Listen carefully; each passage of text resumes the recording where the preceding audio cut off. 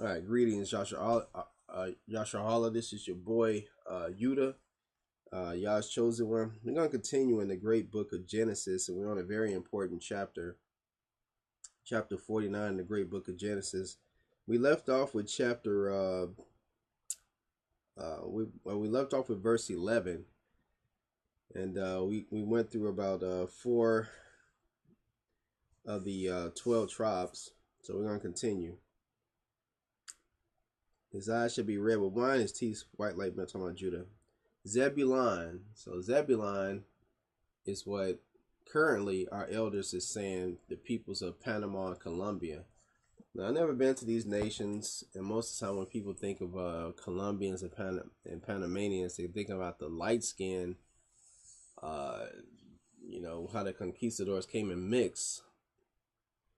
But this is talking about, I guess they're talking about the natives of Panama and Colombia, the dark-skinned ones. So, Zebulun shall dwell at the haven of the sea, and he shall be for an haven of ships, and his border shall be unto Zidon. So, when the 12 tribes, when our elders were, first, doing the Israelite thing, they said Panama, Colombia. Well, they do have a thing called the Panama Canal over there, and it is a haven for ships. So, that's how they broke that down. Now, once again, Zebulon, he actually comes from, again, Jacob and Leah. So those are our, that's our blood. That would be our blood brother, because they come from the same mother and the same father, So they had Zebulon here, haven for ships. The Panamanians and the Colombians is what they say. So once again, I guess they would be looking more like Reuben, being the natives and all. I don't know. I'm still trying to figure that out, man. That's pretty tough. But it did say it's going to be a haven for ships. It definitely said that it's a haven for ships.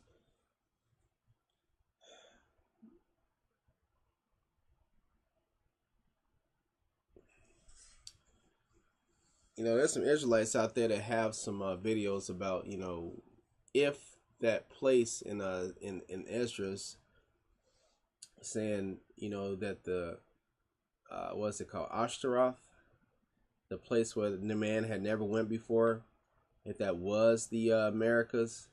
Now, if they're right on point on that,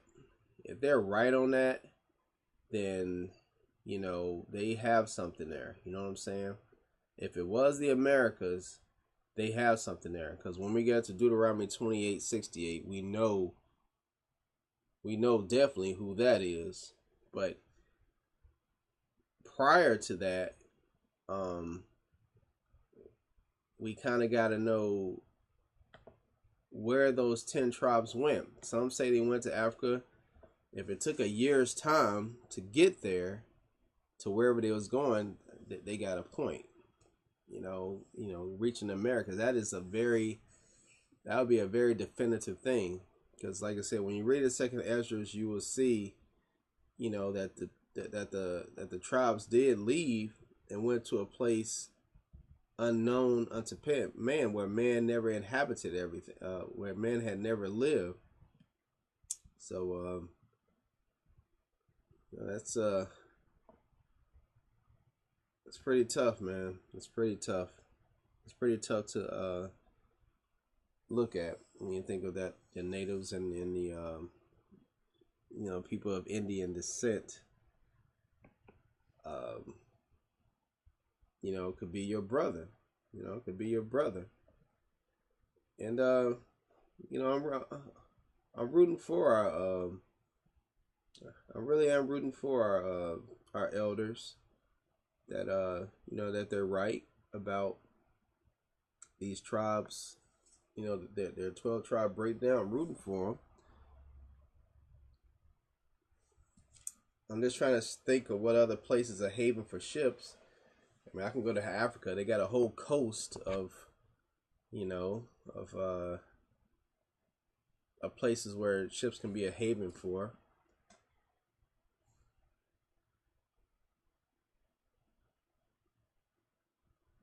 It's really difficult. It's really hard to say because it's really hard to say. But right now, we're reading this Bible chapter by chapter. This is a future event. So obviously it's already happened because, you know, Deuteronomy 28's already happened. So it's already happened, and Ezra's already happened. So we're just trying to find out who it is right now. Okay. So, haven of ships. His border shall be unto Zidon. His border unto Zidon. What is Zidon? Is that Africa? Let's find out.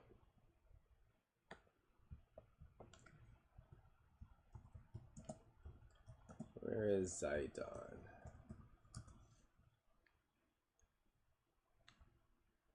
The borders of Zidon. Yeah, Zidon.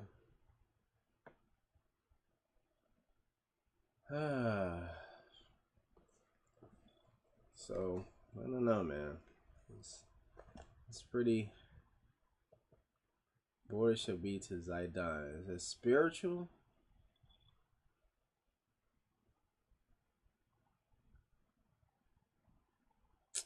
I don't know.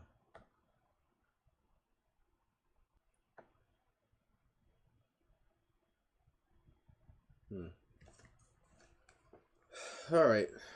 It's interesting. But for the time being right now, they have these they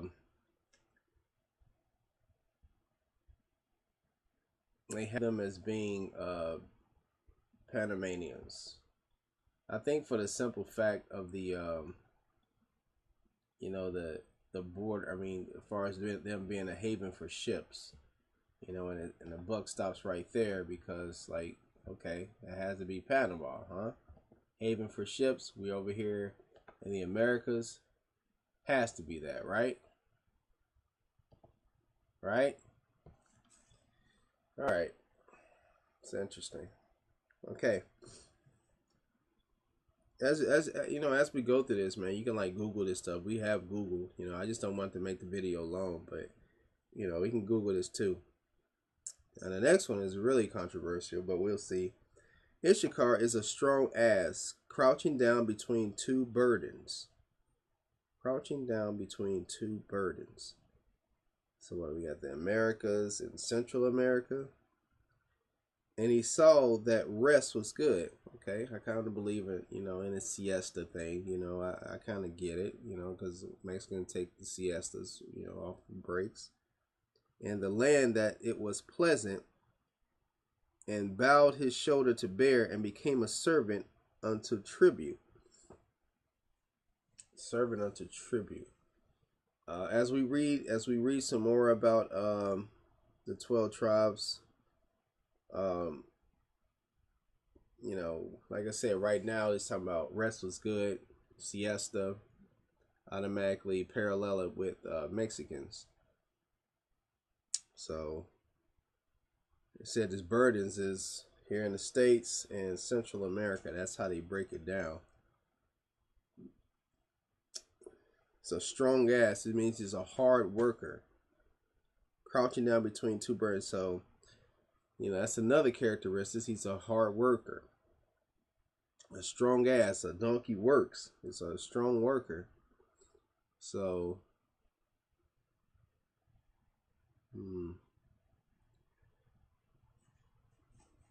Aztecs, Mayans, you know, just gotta think about it. Like, do your history on it, man. I sure I'm gonna do it and just see where these natives actually come from. Because if they can find, if they didn't come to Ashtaroth, if they did come over the Bering Sea and down here, then that whole thing is off. You know what I'm saying? All right. Dan shall judge his people as one of the tribes of Israel. Dan shall be a serpent by the way, an adder in the path, that biteth the horse's heel, so that his rider shall fall backwards. I have waited for thy salvation, O Yah.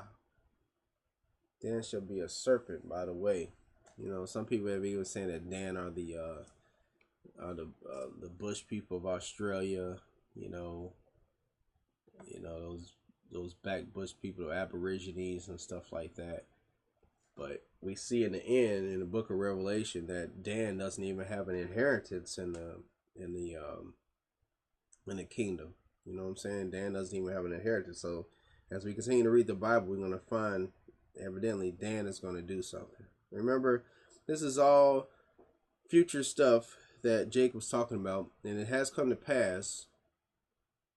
You know, and we're just trying to find each other right now. The only one that I'm really definitely think is good is Judah and Levi. I definitely believe in that. Gad, a troop shall overcome him, but he shall overcome at the last. Now they think that Gad is the North American Indians. The troop that overcame them was Andrew Jackson. They say there's Andrew Jackson and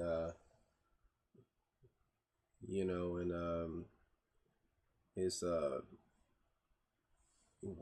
military, his coup, and that troop is what got them. So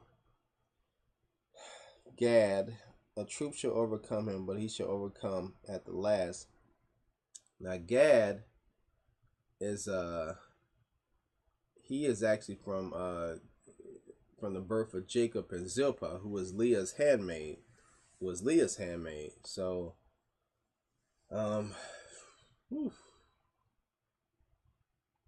again, these are North American Indians, natives of this country. This is Gad, the North American Indian, the people who was already over here when Columbus came. And what our elders are saying is that, like, when they was on here, they got their land taken away. The troop overcame them, Trail of Tears, all that stuff, and they were defeated. You know what I'm saying? But in the end, these Native Americans will overcome. Something's going to happen. They'll overcome. Right now they stay on reservations and casinos, and they have reservations and all that. So how they're going to overcome in the end, we do not know. Like I said, look at other Israelite videos to see how they explain how Gad could be the North American Indians.